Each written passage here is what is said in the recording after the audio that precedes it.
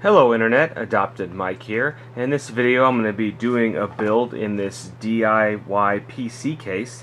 This is the V3 Plus. It's mini ITX, all aluminum as you can see. Now let's take a look at it anyway. So we've got a power button up front right there, and then it also does glow when the power is on. No hard drive activity light. If anybody's interested in that. We've got a USB 3 and a USB 2. Would be kind of cool just to have seen two of the USB 3.0, but you know, anyway, we've got one and one. There is a headphone and microphone jack right there as well too, and then it's a solid side panel there. And then as we come around, we see the rear I/O. As you can tell, I do have a motherboard already installed. We've got two PCI Express slots there for a dual slot graphics card. You just keep in mind, obviously this isn't a huge case, you can't fit an extra long one in there. We do have mounts for 40mm fans along here. You can fit 4 of those. And then we also have a mount for an ATX power supply, which is very good. You don't have to go with, you know, those harder to find or more expensive smaller power supplies like the SFX or anything like that. And then on this other side here we have complete open ventilation, as you can tell. So anyway, let's take a look at the bottom here. We can see we've got some rubber feet and some hard drive mounts.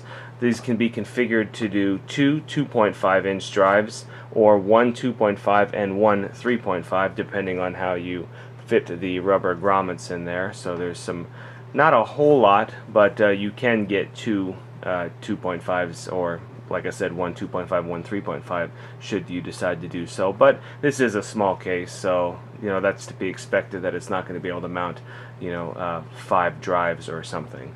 So anyway, now we'll take a look at getting on the inside. We have 2 screws there and 2 screws here to pop off the side panel, and let's get going. So with the 4 screws removed, we can pop off the side panel here, set it off to the side. You can take a look at what's going on in there so far. I've got the motherboard in there. It's the Gigabyte F2 A88XN Wi-Fi motherboard, if anybody is interested. And we'll take a peek here. We have we could probably get a 7-inch GPU in there, although that's not what I'm intending to do with this build, but it is possible. So we've got the board installed. Like I said, I've got 2 RAM sticks in there as well for 8 gigabytes. I'm just going to go with the stock CPU cooler. I've had issues with aftermarket CPU coolers and this board, particularly being, like I've talked about before, that it's so close to the PCI Express slot. If the cooler is a little too big, or too big, you know, this way, it ends up contacting the backside of a GPU or other card that you're using.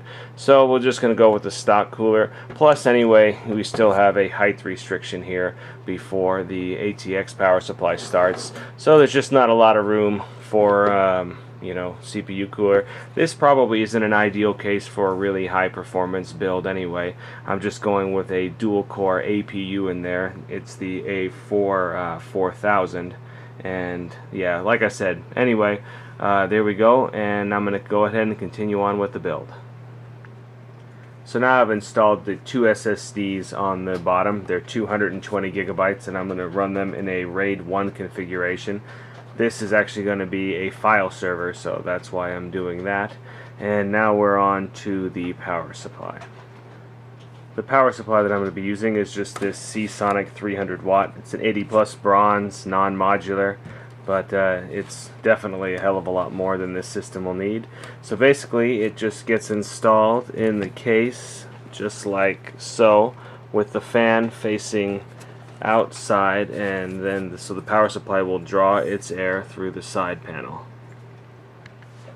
When it comes to installing the power supply, I did find that using a splitter is going to make it a lot easier, mostly because we're right up against the bottom of the case there, so you need a good plug to go straight on to hit that power on the SSD. And then, for example, like this power supply, you know, this one here would never be able to fold down tight enough to fit in.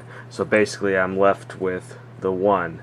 So instead of, well, there's two of these cables anyway, but instead of using both of them, I can tie one of them back, and I can use this one and just power the splitter off of that, and then I can try to manage my cables a little bit better. So here's a look with the power supply installed, and I want to point out I didn't know how well the airflow would be, so down here I installed one of these PCI type blower fans, and I figure I'll give it a shot, and hopefully it's not too loud. If it is, I figure I can just change the pin here on it to this pin and just get a 5-volt signal rather than a 12-volt from it, and that'll slow the fan down a little bit while still allowing some airflow. I don't know how well it's going to do, but my thought is anything, you know, helping exhaust more out, it'll just pull some in from these vents and from the bottom vents just to give a little bit of circulation inside the case to keep things cool.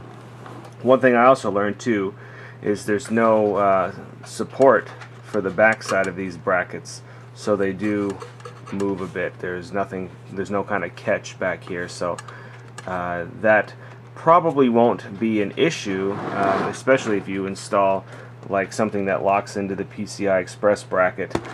It'll be less likely to move anyway, but both of these things do move just a hair anyway. So now basically I've got a low-powered file server. The customer wants to serve a database on this of about a 40 gigabyte database at its peak, so I figured two 120s will hold the operating system just fine, and also the database, while giving them lightning fast access speeds, even though, you know, it's still only gigabit Ethernet, a single one, but still the access speeds, the reduced noise and power consumption of the SSDs.